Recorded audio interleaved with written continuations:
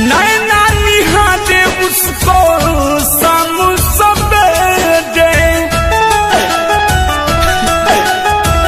बैठ रहती है दिल में रात दिन मेरे। आज वो बेवफा नैना निहारे उसको शाम सवेरे, बैठ रहती है दिल में रात दिन मेरे। था जो हकीकत उसको करके गई ख्वाब रे, था जो हकीकत उसको करके गई ख्वाब रे।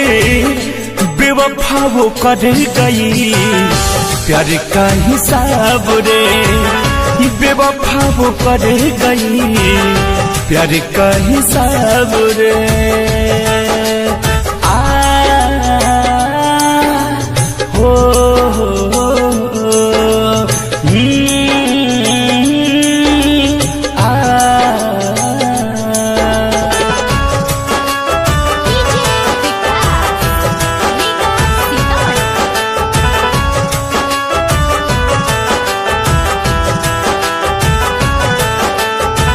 ढहा दिया उसने मुझको जुदाई के खाई में, आँख फिर भी डूबा उसकी रूप की परछाई में। ढहा दिया उसने मुझको जुदाई के खाई में, आँख फिर भी डूबा उसकी रूप की परछाई में।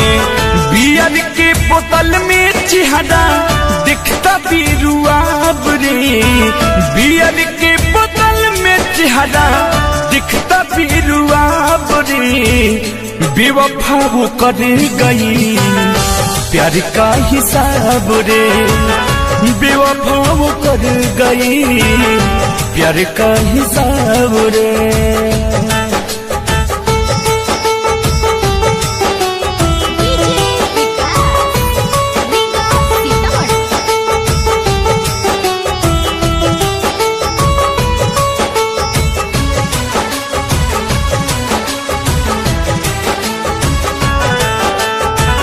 आ जाए चंद सवर को मुड़ के न देखी, पेपर में लपट के आई है तुली के फेंकी। आ जाए चंद सवर को मुड़ के न देखी, पेपर में लपट के आई है तुली के फेंकी।